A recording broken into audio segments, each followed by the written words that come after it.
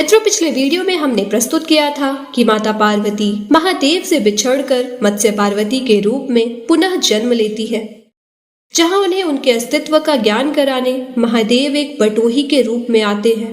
वे मत्स्य पार्वती को नव दुर्गा की कथा सुनाते हैं। कथा सुनते ही मत्स्य पार्वती को अपना पार्वती स्वरूप स्मरण हो आता है। अगर अब तक आपने वो वीडियो नहीं देखा तो हमारे चैनल पर जाकर देख सकते हैं। अब आगे माता पार्वती की स्मृति लौटने के पश्चात महादेव माता पार्वती के साथ कैलाश लौट आते हैं। माता पार्वती कहती हैं, विश्वास नहीं होता महादेव कि मैं लौट आई हूँ अपने घर आपके पास।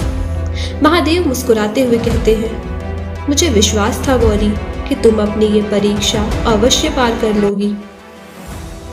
इधर महिषासुर ब्रह्मदेव की कठोर तपस्या में लीन था। उसके कई वर्षों की कठोर तपस्या से प्रसन्न होकर ब्रह्मदेव उसे दर्शन देते हैं और कहते हैं, कहो महिषासुर, क्या वर चाहिए तुम्हें? महिषासुर कहता है, ब्रह्मदेव, आखिर आपने मुझे दर्शन दे ही दिया। प्रभु, मुझे वरदान दीजिए कि मुझे कोई न मार सके, केवल वो स्त्री ही मेरा अंत कर सके जो त्रिदेवों की शक्ति से संपन्न हो। ब्रह्मदेव महिषासुर को वरदान दे देते हैं। वरदान पाकर महिषासुर प्रसन्न हो जाता है और छल करते हुए ब्रह्मदेव को बंदी बना लेता है ताकि ब्रह्मदेव वहां से जा ना सके।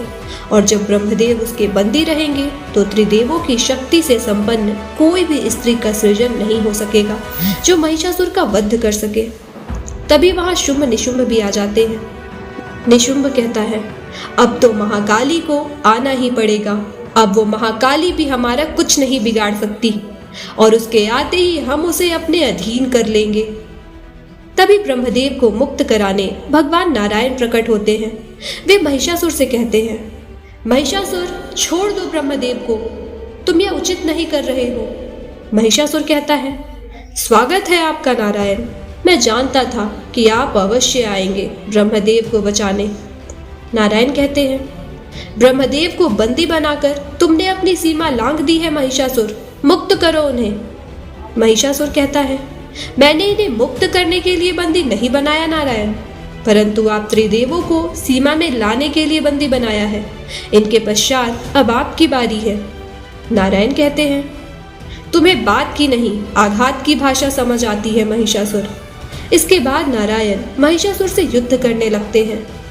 नारायण से हारता देख महिषासुर डरते हुए कहता है, नारायण, आप मुझे नहीं मार सकते।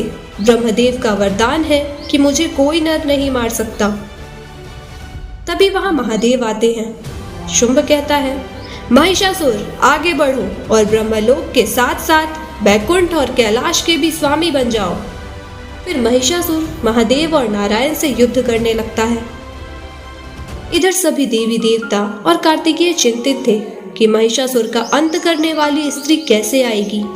तब पार्वती कहती है, मुझे हल मिल गया है कार्तिकेय, मुझे भी इस युद्ध में सम्मिलित होना होगा।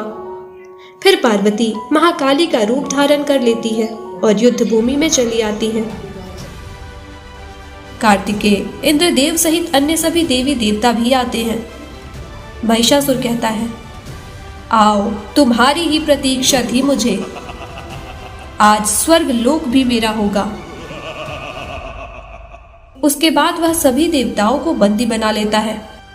तब कार्तिकेय कहते हैं, मैं देवताओं का सेनापति हूँ, मेरे रहते तुम देवों का बाल भी बांका नहीं कर पाओगे महिषासुर। महिषासुर हंसते हुए कहता है, लो, अब बालक भी आ गए मुझसे युद्ध करने। बालक, तुम मेरे बाल के बराबर भी नहीं हो और बाल बांका न करने की बात करते हो। जाओ बालक, तुम्हारी आयु देखकर मैं तुम पर दया करता हूँ। जाओ और जाकर अपनी माता को यहाँ ले आओ। कार्तिकेय कहते हैं, भूलो मत महिषासुर, इसी बालक ने ताड़कासुर का वध किया था, अब तुम्हारा भी अंत करेगा। इसके बाद कार्तिकेय और महिषासुर युद्ध करने लगते हैं। महिषासुर कार्तिकेय को युद्ध भूमि में गिरा देता है और उनके कंधे पर तलवार रखकर कहता है, अब बताओ बालक, अब कौन आएगा तेरे प्राण बचाने? तभी वहां बहुत तेज जोर से दहाड़ने की आवाज सुनाई देती है। चारों तरफ बिजली कड़कना शुरू हो जाता है, हवाएं तेज चलने लगती हैं। यह दहाड़ इतनी भयानक थी कि उससे पूरा ब्रह्मांड कांप उठता है। उस दहाड़ को सुन सारे असुर भयभीत हो जाते हैं। महिषासुर भी उस आवाज को सुन्न पड़ जाता है। मित्रों, वीडियो अधिक लंबा ना हो इसलिए महिषासुर के वध की कथा हम अपने अगले वीडियो में सुनाएंगे। तब तक के लिए अपना ख्याल रखें। जय महाकाली।